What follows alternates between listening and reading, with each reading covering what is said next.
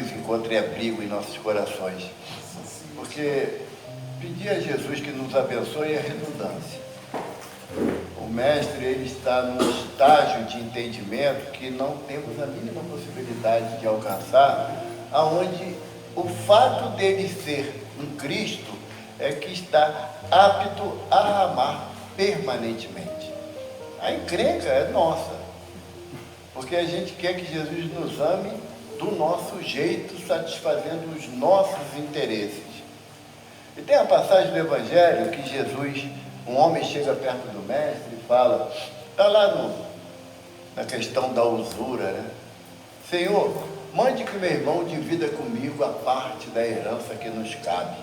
Aí Jesus pergunta para ele, quem me designou para ser juiz ou partidor de herança? Quem me designou para ser juiz?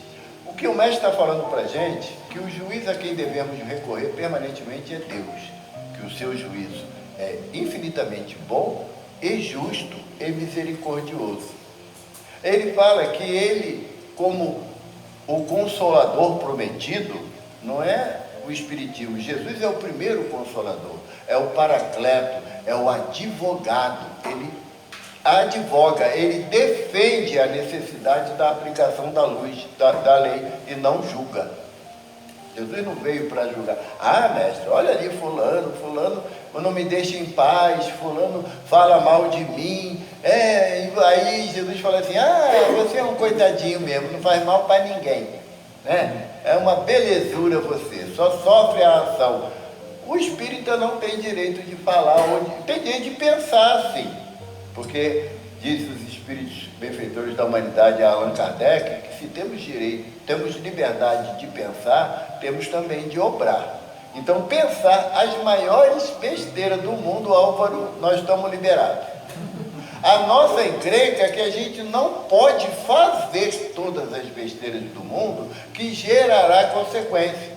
Mas quando nós estivermos num plano de entendimento um pouquinho mais elevado, tem um irmão lá da Tijuca, o Ferraz, ele faz palestra periodicamente para a gente lá na casa do Caminho Chico Xavier, e ele fala, sabe, Bernadette, que o planeta Terra, se a gente for estabelecer uma escala a nível escolar, nós temos o pré-escolar, que é a base aonde nós estaríamos num planeta primitivo, correndo atrás de mastodonte, na maioria das vezes correndo do mastodonte, né, procurando uma caverna para se abrigar, fazendo uma fogueirinha para se aquecer e afastar os predadores. Esse é o pré-primário, é a fase inicial.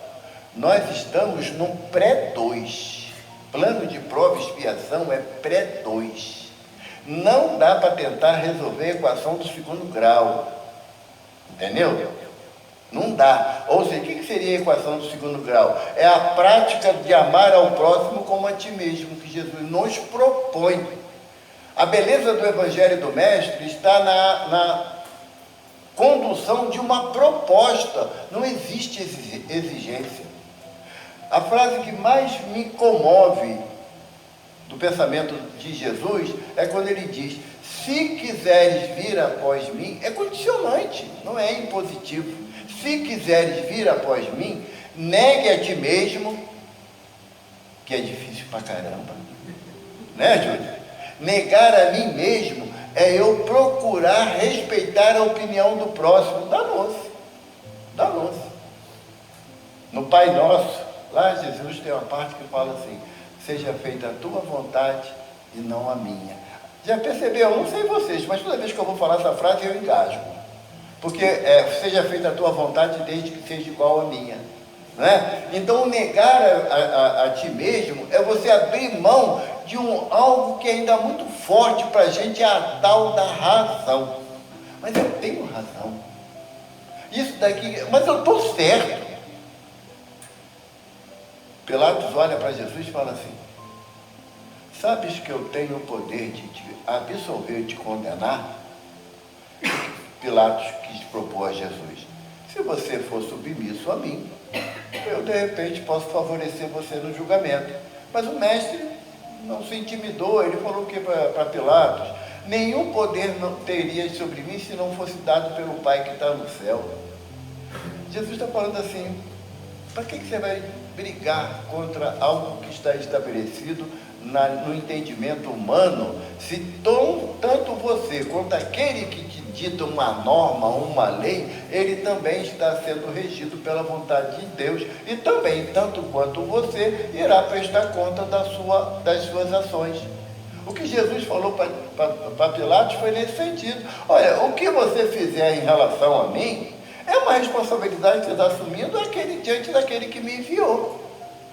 Então Pilatos falou assim para Jesus: de que te acusam os judeus? Aí Jesus dá uma frase mais dela que complica a vida da gente, que o mestre fala assim: falei nos campos, no templo e nas sinagogas. Todo homem de bem ouviu a minha palavra, e só a verdade eu disse. Sabe qual é a verdade que Jesus vem trazer? Eu não sei, porque eu não sou homem de bem. Então eu não ouvi a palavra dele.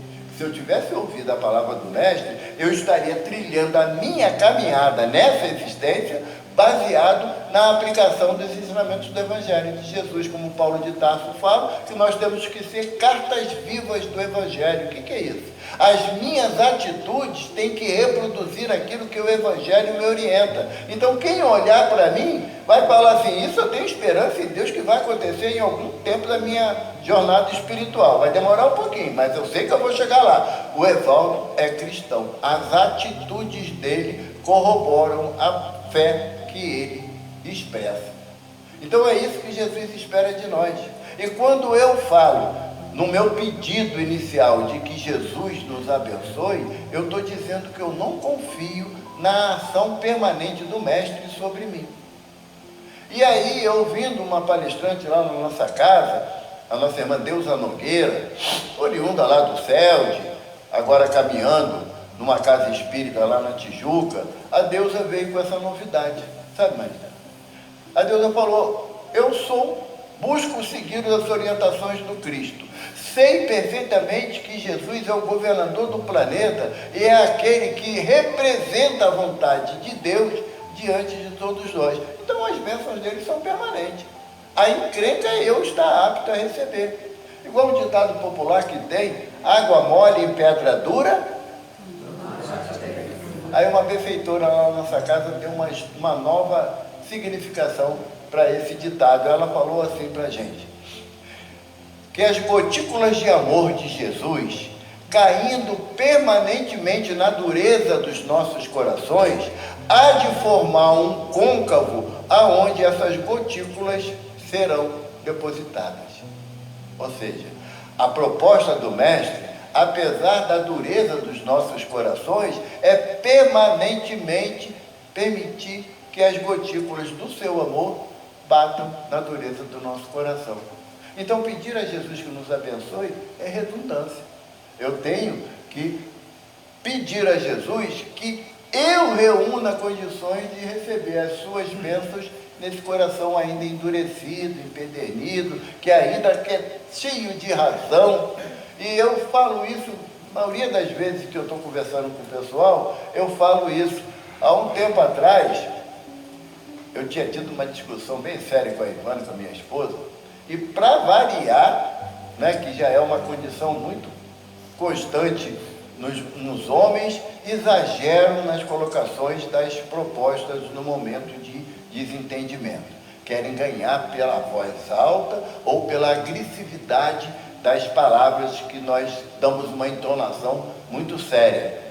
E aí, claro, a gente terminou a discussão, porque ela sabiamente parou de retrucar, então eu não tive o entendimento que eu também devia parar, e aí vai deitar cada um na cama, que fica enorme, que deita cada um no lado da cama.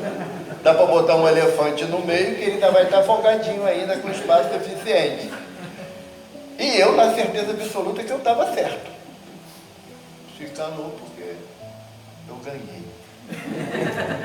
E ela falou assim: besta, né? Aí discutir para ele não se perder mais. Amanhã é o seu dia, acordei, fui para o banheiro fazer minha higiene. Aí, eu não sei se vocês têm a possibilidade de conversar com um protetor, um mentor de vocês. Se não tem, não reclame. Porque quem tem é uma encrenca danada, porque você começa a perceber que a sua dificuldade é maior do que você imaginava. Eu amanheci, fui ao banheiro e tudo mais, estou fazendo a minha higiene, quando eu olho para o espelho, eu olho o meu mentor do meu lado. Ele falou assim, tudo bem? Eu já sabia do que ele estava falando, que eu não sou bobo, né? Eu sabia que não estava nada bem. Aí eu peguei e falei assim, vamos indo. Ele escolhe o caminho de Jesus, porque sem ele vai dar ruim para o teu lado. Ele falou assim, eu tenho uma proposta para te fazer. Você tem duas escolhas, duas possibilidades, somente duas na sua existência ao longo dos milênios. Só duas. Você tem que optar de ser feliz ou ter razão. As duas coisas não dá.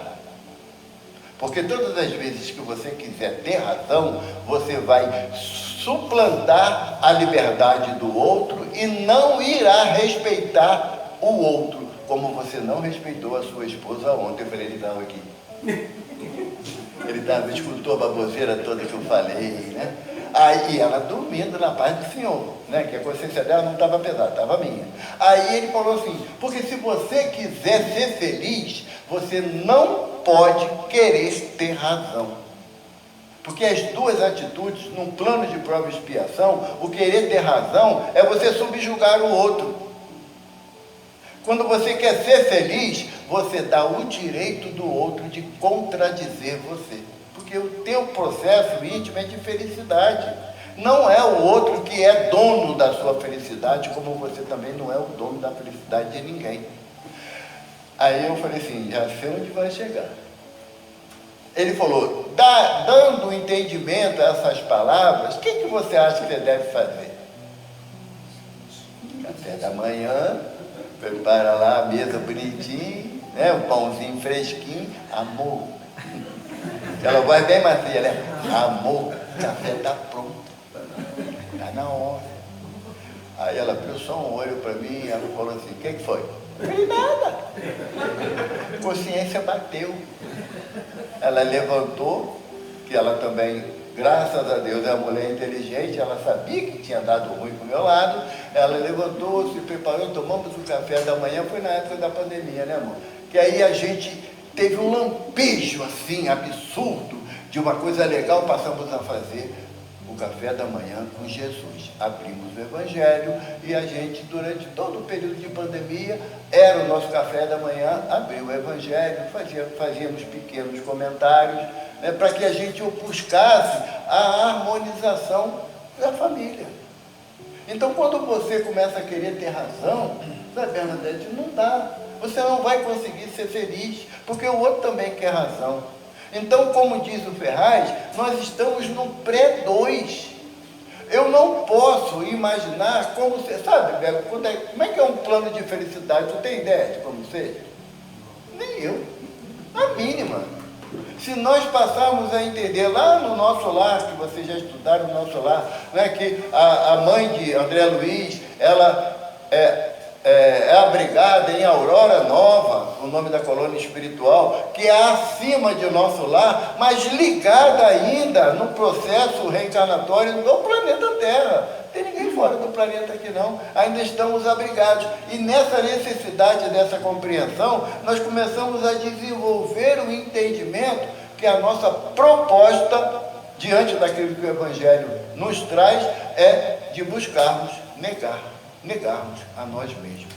Acabarmos com aquela ideia de que eu sou o último pacote do biscoito. O último pacote do biscoito está todo esfarelado, que ele fica lá, a presinha embaixo, né? Todo mundo leva o pacote para lá e para cá. Ele não é o melhor, não, ele é todo esfarelado. E se você quiser ficar esfarelado, é quando você se recusa a permitir que o Evangelho faça morada no teu coração.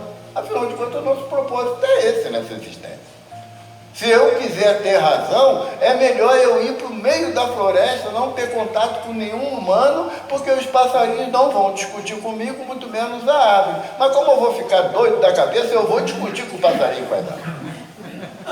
A dificuldade é minha, não é do ambiente que eu estou associado. Então, se eu ainda tenho essa percepção que o processo de progresso moral da Terra está num iniciante, eu não posso esperar que só existam espíritos superiores aqui na Terra. Tem um chavão, uma filosofia, que não está no Evangelho, mas que diz: a Terra não é lugar de anjos, embora eles possam nos visitar. E temos, ao longo da caminhada da humanidade, diversos exemplos de espíritos que valorizaram o negar a si mesmo e tomaram a sua cruz e seguiram o Mestre. Quando nós começamos a entender que a proposta do Evangelho é essa, não é de uma vez também o meu mentor, ele falou uma frase para mim que eu fiquei muito chateado comigo em função de uma atitude que eu tinha tomado em relação a uma pessoa lá da nossa casa. Ele falou assim: meu filho, quem transformou água em vinho foi Jesus.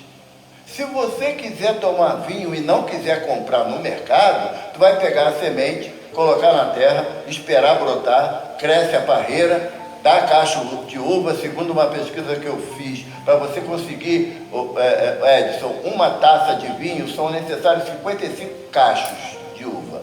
Tá? Aí você esperou amadurecer, colheu a uva, amassagou, lavando o pé, amassagou, né? Pegou aquele sumo, botou num barril de carvalho, esperou de 6 a 8 anos para que pudesse fermentar, para tu tomar uma taça de vinho.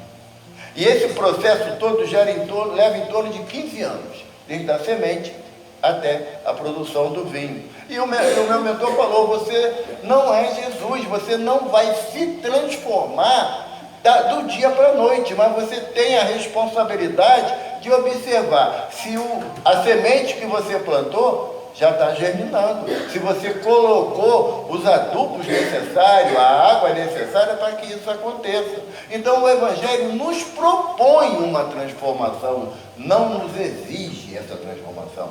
O Sr. Allan Kardec coloca para a gente, no Evangelho segundo o Espiritismo, que o verdadeiro espírita é aquele que promove a sua transformação moral. Promover é um ato contínuo, não é estalar dedos, sabe? Não é estalar dedos. Promove a sua transformação moral e pelo esforço que emprega em domar as más inclinações. Se o Sr. Allan Kardec usa a palavra de domar as más inclinações, que está falando o quê? Que os meus vícios ainda são feras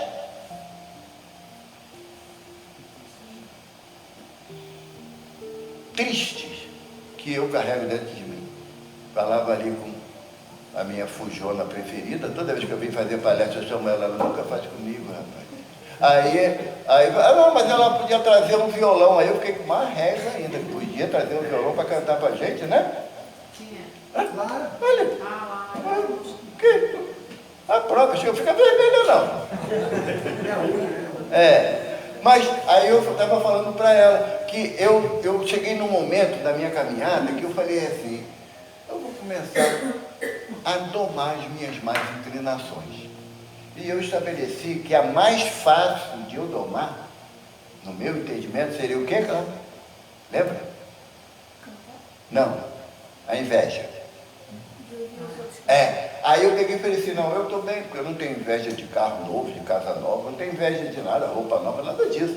Aí eu escuto alguém cantar, me dá uma inveja danada. Eu falei: essa danada ainda está muito forte dentro de mim. Aí eu falei para ela que eu tenho nessa existência, eu tenho uma dificuldade enorme, adoro música, tenho um ouvido muito sensível para as notas musicais, mas se eu cantar parabéns eu não posso bater palma, porque eu erro.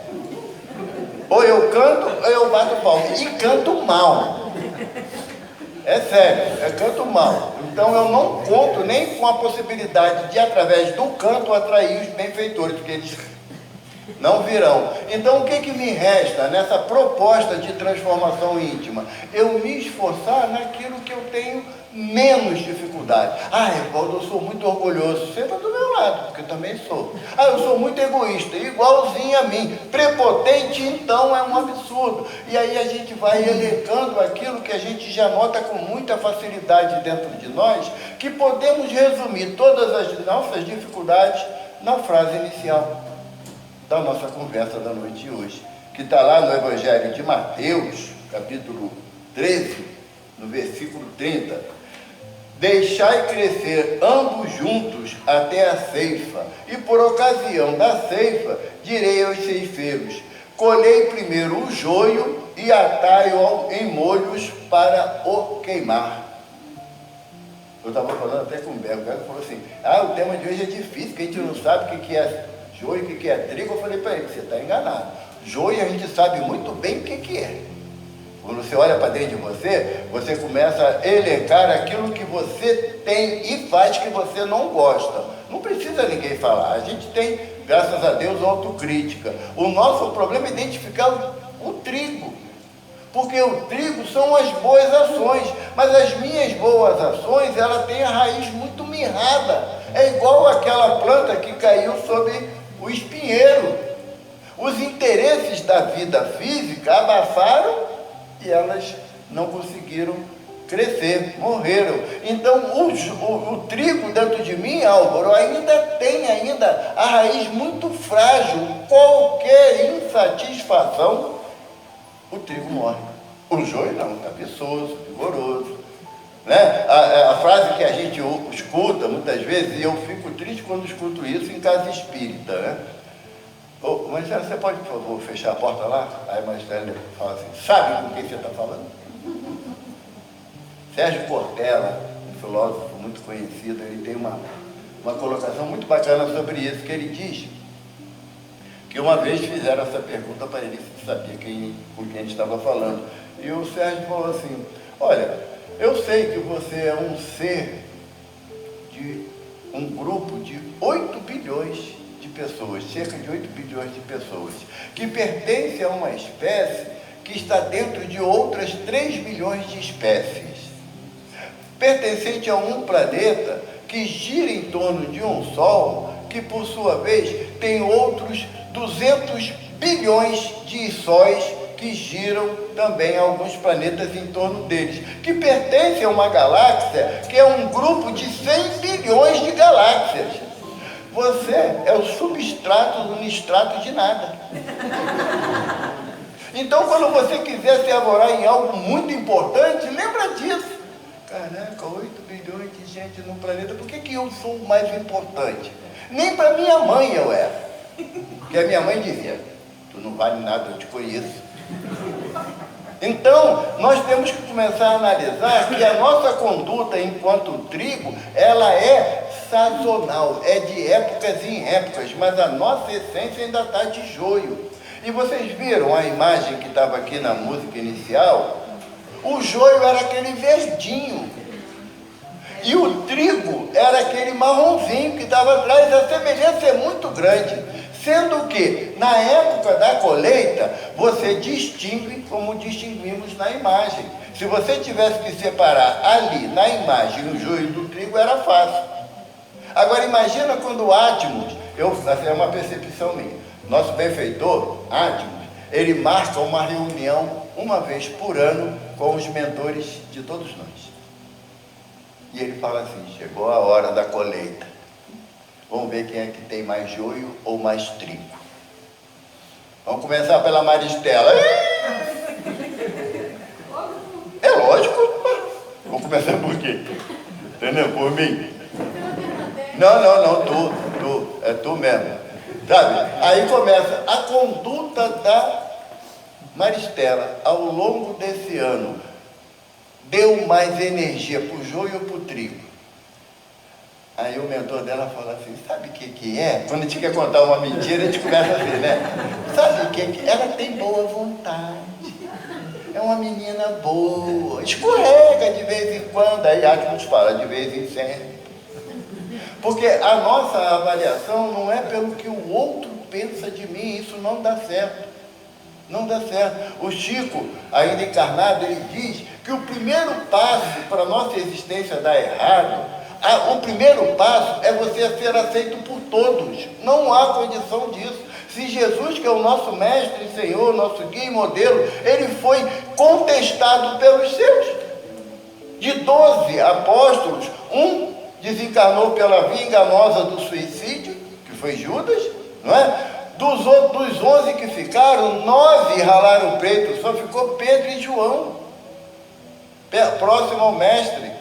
Então, se nós ainda acharmos que eu sou gente boa, os outros que não me compreendem, eu estou querendo entrar ainda no engano de achar que eu, joio, vou conseguir me fazer passar pelo trigo.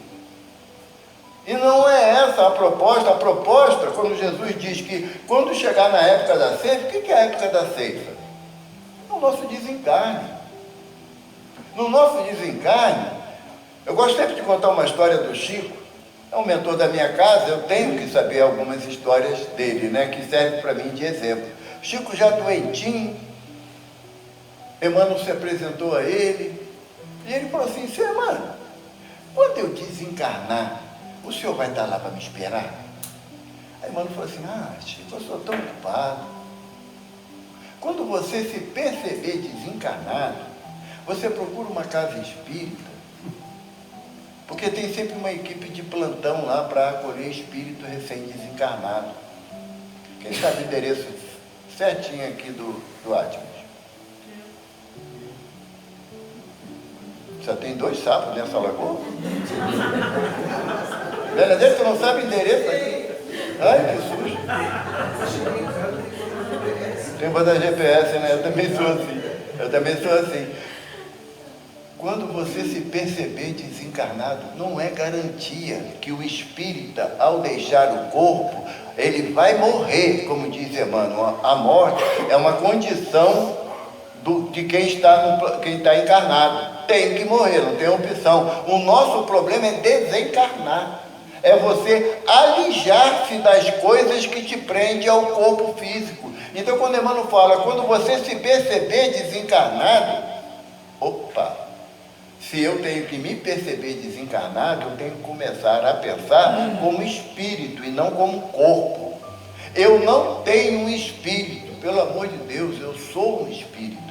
Eu fiz aqui uma brincadeira aqui na outra vez aqui, eu estava até falando com o Beco, eu já estou em time de casa, eu posso até receber camisetinha aqui, 10 anos de aqui, vindo aqui. Tinha barreira ali na frente, a reunião era naquela porta ali, era virada para lá. Aí, teve uma vez eu fazendo palestra aqui e o espírito falou assim para mim: chega para o lado, eu não estou conseguindo enxergar direito, você está me atrapalhando. Aí o que eu fazia? Prestava atenção no espírito ou fazia a palestra, né? Eu fiquei numa encrenca, aí eu fui disfarçando. Aí eu continuei, ninguém entendeu nada, mas tudo bem. Não tem crachá. Quando você desencarnar, não vai vir um crachazinho CEA, não vai vir. Sabe?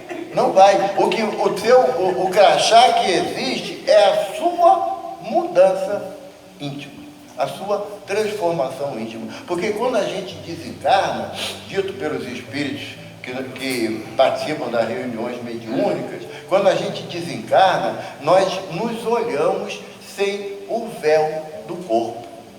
Vemos as nossas dificuldades com maior intensidade e começamos a perceber que ele, eu voltei do irmão Jacó, vai lembrar, ele olhou para ele, olhou na frente dele, mas o parâmetro também não foi legal, né? Olhou para frente dele e tinha Bezerra de Menezes, Bittencourt Sampaio, Dias da Cruz, né? Espírito com uma luminosidade intensa. Ele olhou para ele igual o Evaldo, apagadinho. E ele olhou e começou a chorar. Ele começou a chorar, porque ele estava vendo nele apenas a sombra do joio. E doutor Bezerra falou para ele: Jacó, a tua preocupação, e olha, só um adendo de informação, o irmão Jacó, Frederico Fleming, ele foi diretor da Federação Espírita Brasileira por 40 anos. Dirigente de reunião mediúnica por 25 anos. E aí o doutor Bezerra falou para ele: você se preocupou tanto com a iluminação do outro, esqueceu de acender a sua chama interior. Então, nós viemos à casa espírita, não é para analisar se a condução da casa está de acordo com aquilo que eu acho. que é melhor. Eu não venho à casa espírita para analisar se a condução do estudo ou se o palestrante é bom. Não, eu venho à casa espírita para que a minha modificação, a minha transformação, promover a minha transformação moral, eu encontro mais energia para essa mudança. Eu, apesar de identificar o joio que eu carrego dentro de mim, mas eu tenho que estar regando, me esforçando para que o trigo vença a barreira da sufocação do joio. Falamos aqui na outra vez de uma passagem do Evangelho, das cartas de Paulo aos Coríntios, quando Paulo diz: eu plantei, Apolo regou, mas quem faz germinar é Deus. Se o teu propósito de mudança for sincero e íntimo, sabe, não é jogar para a plateia. Não é eu chegar aqui e tem aqui alguma coisa por fazer e eu começo a fazer quando chega gente. É jogar para a plateia, sabe? É você chegar aqui e sabe que essa casa nos acolhe com amor enorme. Podemos contar com a espiritualidade que nos orienta em todos os momentos da nossa caminhada e sem julgamento. Sem julgamento. Irmão Átmos não vai condicionar. Eu vou te ajudar se você mudar o seu comportamento. Não. Porque o mestre falou: estendei a mão para aquele que está caído. Sabe? Vista o que está nu. Dê água a quem te pede, que está com sede. São atos simples. Enquanto eu não interiorizar esses atos simples, o meu joio vai sufocar o meu bom trigo. E todos nós temos, Bergo, o bom trigo, por incrível que pareça. Porque se você analisar, uma quinta-feira à noite, a gente poderia, em outras épocas, estar em qualquer lugar, menos dentro de uma casa espírita para ouvir falar do Evangelho. E por que eu tenho que achar que isso é tua obrigação? Não é minha. A minha responsabilidade é eu estar dentro da casa espírita, falar do Evangelho é a parte mais fácil que tem. O Emmanuel, quando o Chico terminou a série Fonte Viva, Fonte Viva, Via de Luz, Pão Nosso, Caminho, Verdade e Vida e Palavras de Vida Eterna, 5 obras, quando ele escreveu a última, que foi Palavras de Vida Eterna, Emmanuel falou assim: Chico, está na hora de você parar de falar de Jesus. Aí Chico falou: mas seu Emmanuel, o que eu vou fazer então? Você vai vivenciar o Evangelho de Jesus. Nós, na condição de espírita, e não vem com a desculpa que tu chegou na casa hoje, não. Tem alguém que visita a gente? Azar de vocês dois. Já vai começar a apanhar agora. Não posso fazer nada.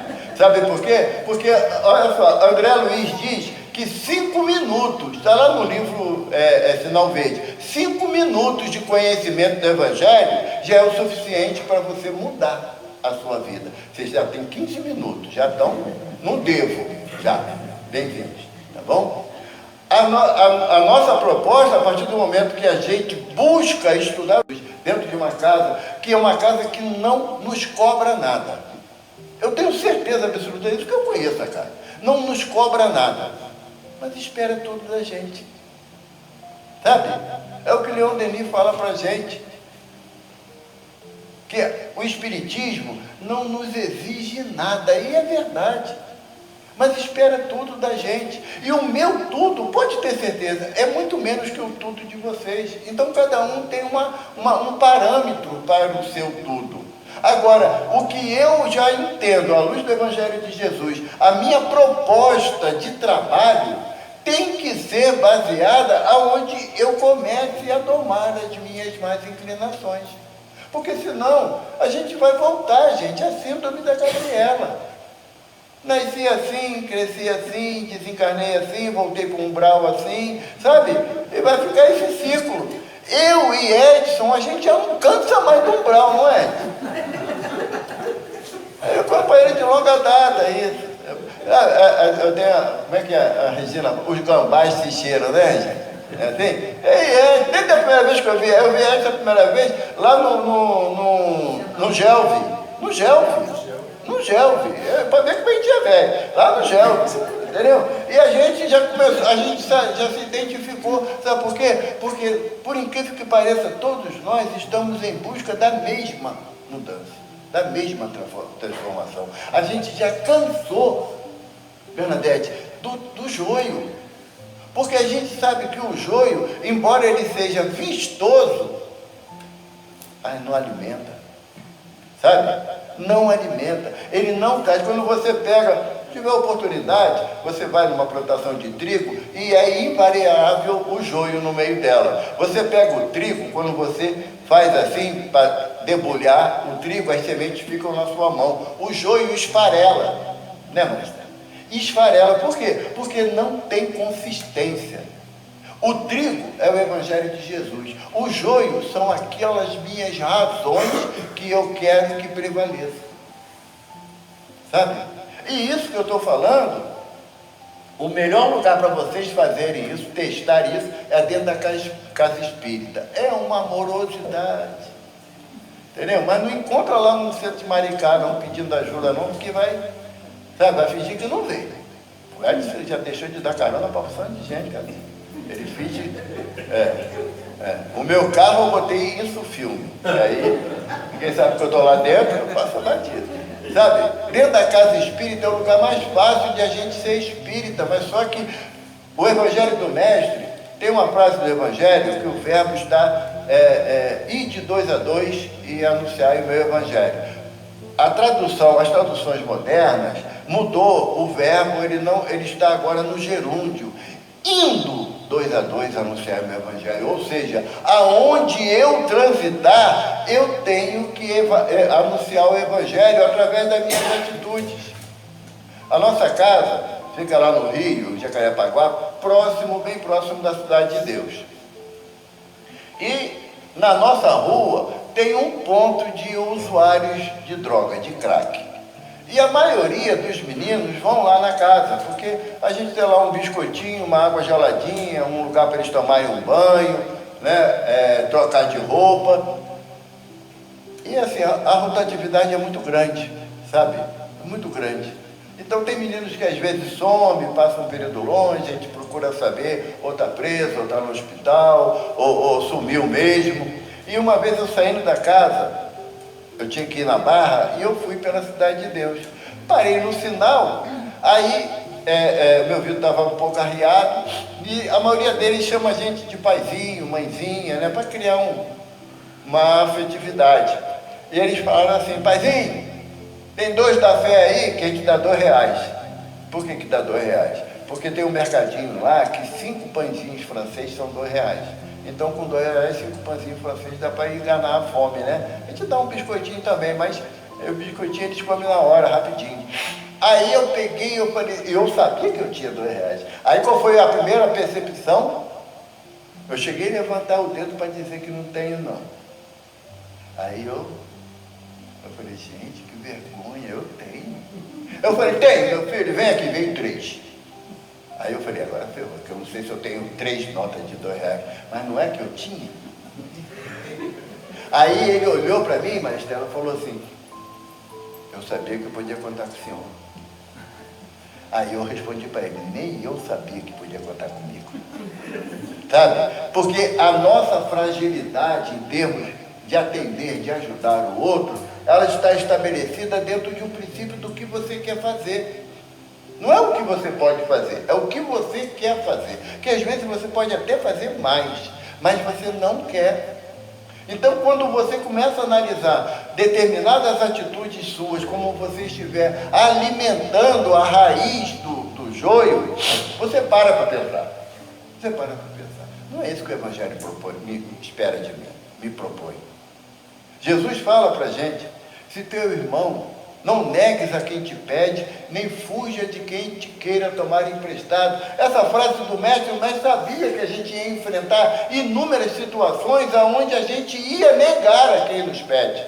Que não adianta uma pessoa chegar perto de mim e falar, Evaldo, eu quero uma casa. Pô, meu filho, vamos pedir a Deus que você, através do trabalho, porque o céu não dá casa, o céu dá bênção de trabalho para você conquistar. Né? Eu não tenho condições de dar uma casa para ninguém. Gostaria, se tivesse oportunidade, talvez não desse, porque eu já fui rico e fui bem pão de porco. Então, mas eu sei que eu não posso fazer. Mas quando alguém me pede um bom dia, sabe? Alguém me pede um bom dia, passa por mim na rua, e eu estou lá nas minhas reflexões, e a pessoa fala, bom dia. Qual é a minha atitude? Olhar para a pessoa, dar um sorriso e responder bom dia ou bom dia? De a cabeça baixa. É isso, são joios que às vezes são bem frágeis, porque são simples. E você poderia simplesmente, no momento da ceifa, antes não, mas no momento da ceifa, você arrancá-los, entregá-los em molho. Porque o que Jesus está falando? Você tem que arrancar e juntar em molho. Sabe por quê, Beco? Porque são muitos. Os nossos vícios morais são muitos. Tem uma filosofia. Tem. Obrigado. Não é pelo ar, não, é rinite. Obrigado. Tem uma filosofia hindu que diz que um sacerdote, um mestre, estava saindo do convento que eles se abrigavam com mais 2 discípulos, andando pela floresta, quando chegou em certo momento, tinha um córrego muito fininho ainda, novo, e tinha um escorpião se afogando. O mestre se abaixou, pegou um graveto, botou assim, o escorpião sentiu a densidade do graveto, veio subindo. Quando sentiu o calor da mão do mestre, ferrou. Ele largou, ele caiu dentro d'água de novo. Ele pegou lá o graveto de novo, botou, aí o escorpião subiu, ferrou ele de novo. Mas ele segurou a dor, que ele já estava sabendo que podia acontecer. O escorpião foi para a terra, foi embora. Aí o discípulo falou assim, mestre, por que tu fez isso? Porque eu não ia deixar o animal morrer afogado. Mas tu não sabe que é da essência dele ferroar quando ele encontra o calor da pele? Ele falou, sei, e a minha essência é ajudar. Esse não tem problema de joio, sabe? Porque a gente quer ajudar quem nos agrada, quem nos satisfaz, e a proposta do Evangelho não é essa. Se teu irmão te injuria, te calunia, deseja o teu mal, ora a Deus por ele, não é tacar pedra nele, sabe? A proposta do Evangelho é que eu comece a vencer dentro de mim as minhas dificuldades. Para quê? Para bater em palma? Não, para minha consciência não me acusar. Porque a minha consciência me acusa, mas me acusa de uma forma grave, porque Emmanuel diz para a gente lá no Pão Nosso que a consciência é um juiz incorruptível. Você faz uma atitude que você sabe que não foi muito legal, pode todo mundo justificar, mas você não se justifica. Você sabe que não deveria ter feito. Você sabe que você tem que controlar seus impulsos, porque chegará a hora da ceifa. É inevitável. Nessa ceifa, Emmanuel fala assim para a gente, o homem comum ainda não dispõe da visão adequada para identificar a obra renovadora. Você ainda não se sente capaz de mudar. Sabe por quê? Porque você desenvolveu aquilo que a gente chama de menos-valia. Você pode fazer uma atitude correta, mas se alguém falar assim para você, só isso que você fez? Pronto, essa atitude correta para tu se esvazia. Quando no teu íntimo você tem que falar assim, foi pouco, mas eu fiz com alegria. Sabe? Eu fiz com alegria. Porque o joio é da natureza ainda do homem inferior. Que somos nós que estamos atrelados no plano reencarnatório do planeta Terra. Então nós vamos ter joio, sim, desse. Não dá para dissipar o joio, porque diz a parábola que se você for querer arrancar o joio, quando ele surgir e for identificado na plantação, você vai arrancar o trigo junto. É quando a gente fala para uma pessoa que toma uma atitude boa, e nós reconhecemos que a atitude foi boa, e você quer lembrar só dos erros anteriores que a pessoa cometeu. Sabe? O mestre fala para nós, os arrependidos são os que se salvam. Até que hora que a gente vai? Você sabe que eu falo, né, Deise? Você Sabe? Eu não posso ficar falando assim, não, porque eu fui brincar assim lá na Calossi, a Luciana pega ranço da gente, né? Eu fui brincar lá, dizer que eu falava há mais tempo, ela me deu um seminário de 4 horas. Eu não brinco mais assim, não. Sabe? Mas já são 8h26 já. Mas sei lá, depois eu volto, né, Marcelo? Depois eu volto. Eu já até esqueci. Não ri não, meu filho, é triste. É que você tem cabelo vermelho, o meu é branco mesmo. Mas a proposta do Evangelho, gente, é que a gente comece esse processo de renovação sem esperar aplauso de ninguém. A imagem que veio à minha mente é quando Jesus, ele chegou no Monte das Oliveiras, ele olhou, viu Jerusalém ao longe, e ele falou: Jerusalém, Jerusalém, quantas vezes quis te abrigar sob as minhas asas, como a galinha faz com os pintinhos em noite de temporal. Jesus é assim. Jesus não quer saber se a galinha é boa ou é má, se o pintinho é bom ou mau. O mestre nos abriga. No dia seguinte, o mestre entra em Jerusalém montado no filho de uma jumenta. E o que nós fizemos? Lembra, Pedro? Estava lá. Hosana ao filho de Davi, Hosana ao filho de Davi. Nossa túnica tirava, botava no chão e o burrico passeava. Aí diz Humberto de Campos, em Cartas e Crônicas, que nessa cena, o burrinho, quando viu aquele mundo de gente, o burrinho se esticou todinho, deu um sorriso e falou: cara, tô arrasando, né? Aí um anjo chegou perto dele e falou assim: burrinho, não é para tu não, é para ele que está aí em cima. Amoleceu de novo, né? Mas logo depois desse momento glorioso que o mestre entra em Jerusalém, o que nós estávamos fazendo? Crucificai-o, crucificai-o, solte Barrabás. Barrabás significa o quê? O joio diante do trigo. Nós temos a oportunidade de mudar, é essa alegria que o Evangelho me diz. Nós temos a oportunidade de mudar. E não fique esperando pelo outro para você mudar, não. Confie em você, sabe? Acredita em você. Porque quando alguém falar assim para você: não, esquece disso, você não tem capacidade. Você tem que responder assim: você não me conhece. Sabe? Porque Jesus sabe quem eu sou e o mestre confia em mim, eu vou em frente. Eu vou em frente. Então, o joio, muitas das vezes, ele nos serve de alerta para a gente não entrar na soberba. Porque senão a gente vai achar que nós somos só trigo e é mentirosa essa afirmação. O joio é para que eu me mantenha vigilante. Porque na parábola, lá atrás, no início da parábola, Jesus diz que o homem semeou a boa semente na sua terra.